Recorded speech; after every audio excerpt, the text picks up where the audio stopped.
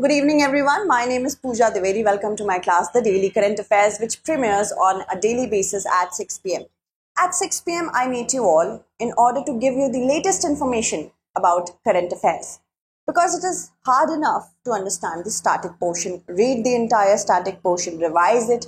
But what about current affairs? Many of you dread current affairs because they are so ever changing and you do not know what to study. So I'm here to help you. Do not worry about the notes, because notes will be provided through my Telegram channel, that is by the name of Pooja Dwivedi UPSC. If you have any queries regarding this examination, feel free to ask me all that on my Instagram. Follow me on my threads. These are the various events that I have to cover today. First of all, let's talk about Article 50. Which of the following articles of the Indian Constitution provides for a provision of separation of judiciary from executive? Executive is a part of course, the parliament through the legislature. Legislature and the executive both are interconnected, and there is a balance of power that has to reside in the three main organs of our polity: legislature, executive, and judiciary. Judiciary has this job of interpreting the constitution and seeing if the legislature and the executive are working accordingly or not. And this is one of our basic structure part. If there will be no checks and balances on the power, dictatorship will be there. That is why there is a directive principle of state policy in Article 50, which says that the state shall endeavor to separate the judiciary from the executive in public services of the state. Okay, next question. With respect to Abraham Accords, consider the following statements. It has been signed between Israel with 4 Arab nations. You have to know the names as well, because names could also be asked. It was brokered by the USA during the Obama administration. So which of the statements given above is not correct? Why the name Abraham Accords? First of all, Abraham in the Hebrew Bible is the father of both Judaism and Islam. Judaism spread around the world with the help of the son of Abraham by the name of Isaac. Isaac was the son of Abraham, helped in spreading Judaism. Second son was Ishmael. The other son was Ishmael, and through Ishmael, Islam spread. So Abraham is considered to be the father of both Islam and Judaism. And the current conflict between Israel and Palestine is actually emanating on the basis of religion. And that is why Abraham Accords. All right. Abraham Accords have been signed between Israel and 4 Arab nations. These are, of course, the UAE and Bahrain in West Asia. And in Africa, we have Morocco and Sudan. So remember that UAE, Bahrain, Morocco and Sudan. Interestingly, Saudi Arabia is not a signatory to the Abraham Accords. This accord actually was signed with the help of the USA between September 2020 and January 2021. A series of agreements were signed, and that was brokered under the Trump administration, not the Obama administration. So first is correct, second is not correct, one only will be the correct answer. Right now, many analysts are saying that the current conflict that is going on between Israel and Palestine, it is like a hanging sword on the Abraham Accords. The Abraham Accords, as I have told you, is a series of agreement that was brokered by the USA under the Trump administration between Israel and 4 other Arab countries. But Saudi Arabia has not signed it.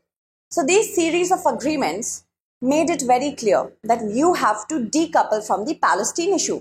You have to independently talk with Israel on various issues such as investment, trade, culture contact, people-to-people contact.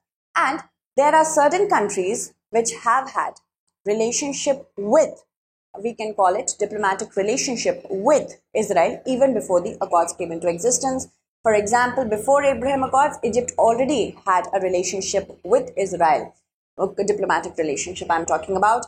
Then if I talk about the part of the Abraham Accord, Sudan is a part of it, Morocco is a part of it, thereafter UAE and Bahrain. These all are the countries which are a part of the Abraham Accords. Moving on. The agreement shows how the Arab countries are gradually decoupling themselves from the Palestine issue, but Saudi Arabia has completely given its support under Mohammed bin Salman to Palestine. So it is like a hanging sword on the Abraham Accords. Even if I talk about the Hamas and the Hezbollah, they have mocked the Abraham Accords, saying if you cannot decouple with Palestine and normalize your relationship with Israel. Full diplomatic ties will be established between Israel, UAE and Bahrain. This was one of the factors of the Abraham Accords.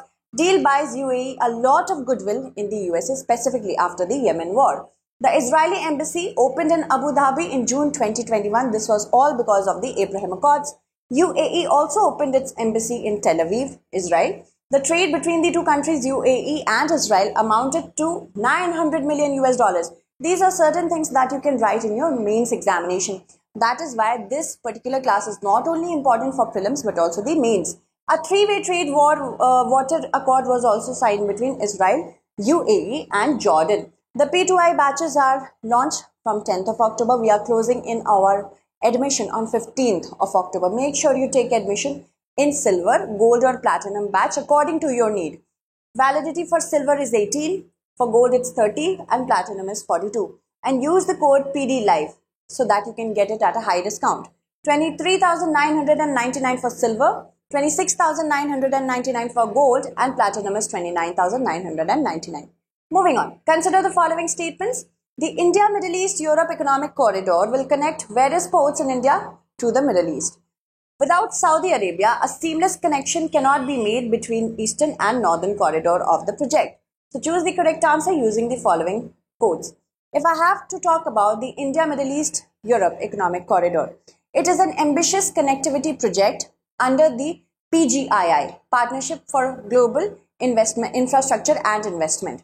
This is a renamed project. Earlier, the PGII was known as Build Back Better World, which was launched because of the COVID-19 pandemic, which created a lot of issues in certain developing and underdeveloped countries. They were not getting loans for proper development, and China was actually taking the course. And this particular project is a rival of the Belt and Road Initiative of China. So, the India, Middle East, Europe Economic Project is a connectivity project, and it was launched recently at the G20 summit under India's presidency. So it has to be divided into two parts, the Eastern Corridor and the Northern Corridor. The ports in India such as Mundra and Kandla Port of Gujarat, JNPT of Mumbai, will be connected through other ports such as UAE's Jebel Ali, Abu Dhabi, and thereafter railway networks will connect other parts of West Asia or Middle East to ports such as Haifa of Israel. And thereafter, this is the Northern Corridor, which will be connecting ports in West Asia or Middle East to ports in Europe, such as Piraeus in Greece. So, we need Saudi Arabia, of course, from the perspective of connectivity, railways and road project. And that is why first statement is correct. India, Middle East, Europe Economic Corridor will be connecting various ports in India to the Middle East. And without Saudi Arabia, seamless connection cannot be made between Eastern and Northern Corridor of the project. So both the statements are correct, and statement 2 is the correct explanation of statement 1. Alright. So I have already told you the India Middle East Economic Corridor, Europe Economic Corridor. A sword is hanging on this as well, because the current situation, Saudi Arabia is supporting Palestine. Alright. And there are certain countries which are supporting Israel. If Saudi Arabia is not happy with the entire project, it can all go down from here. Because then again, India will have to go through this particular route in order to trade with Europe. We need to understand this route has to be bypassed with the help of Middle East or West Asia so that we can reduce our transport time to 40%. Alright. So that makes, of course, I've already told you. These are certain ports that you have to remember. Adani Group has also taken care of Haifa Port. Now, so much investment has gone into the India, Middle East, Europe Economic Corridor. Currently, it is a setback. It will definitely get delayed. With respect to Gaganyaan, consider the following statements. I recently covered this aspect of your examination as well. The orbiter module will comprise of the crew module and the service module, and both will be pressurized. Earth-like conditions, pressurized. Gaganyaan will take 3 Vyomanauts to the low Earth orbit for 3 days, and the ambition was announced for the first time in the year 2015. How many of the statements given above is or are correct? See, the Gaganyaan module will comprise of one major part, that is the orbiter module. The orbiter module will actually comprise of the crew module. Here the crew will be there, 3 Vyomanauts. The astronauts from India will be known as Vyomanauts. Vyom in Sanskrit means space, okay? Vyom. That is why we have Vyom Mitra as well, the female humanoid robo that will assist the Vyomanauts in understanding the entire process. So this will be the crew module, and this will have Earth-like conditions, pressurized. The other part of the orbiter module, the one that will orbit in the low Earth orbit, will be service module. This will be unpressurized. So first statement is, you see, orbiter module will comprise of crew and service module. This is correct. But both will be pressurized is not correct, because only crew will be pressurized, giving Earth-like conditions. So UPSC will confuse you by keeping certain parts of the statement to be true and certain other parts untrue. First is incorrect from that very perspective. Gaganyaan will take 3 Vyomanauts to the low Earth orbit. That is also correct. For how many days? 3 days. Earlier it was 7 days. And the ambition was announced for the first time on August 15, 2018 by the Prime Minister. So first is incorrect, second is correct, third is incorrect. One only will be the correct answer. Gaganyaan's first test flight scheduled for October 21. This is going to be the first among the 2 set of trial flights. Other flight will also be conducted, which will consist of Vyomamitra. And this will be an abort mission. The current mission that is going to take place, the flight mission, will be abort 1. Crew module will be separated from the rocket when it will be done at an altitude of 11 kilometers. It will fly for a point for more distances, and this will prove how the crew escape system will work. In case of any emergencies, if the crew module has to be separated by the service module, how it will work. Okay, the current test flight that is going to happen will be unpressurized version of the crew module. The final will be pressurized. Complete set of parachutes, recovery aids, occultation system, everything will be attached to it. Avionics system in the crew modules are in a dual redundant mode. That means if one fails, other can be relied upon. Then finally, this crew module will have a touchdown in the Bay of Bengal. This will touch down in water, which will be recovered by the Indian Navy using a dedicated vessel as well as a diving team. And it would be the cheapest manned space flight in the world. Also, this was first approved by the Prime Minister in 2018. It will send 3 members crew to space for at least 3 days. Earlier it was 7 days and the year of launch was 2022, by 2022. But now it could be either 2024 or 2025. India would be actually the 4th country to send people or humans in the space after USA, Russia and China. Moving on. With respect to the USS Gerald R. Ford, choose the incorrect statement. It is a nuclear-powered and United States Navy's newest and most advanced aircraft carrier yet. That means it can carry aircrafts. And it is the largest warship ever built. It entered into service in 2017 and it is named after the former US Secretary of State Gerald R. Ford. The correct answer, let's find out, because we have to choose the incorrect one first. It is a nuclear-powered aircraft carrier. That is definitely correct. That means it is able to get its power from nuclear fuel, and it is United States Navy's newest and most advanced aircraft carrier ever built. So first is correct. It is also the largest warship ever built.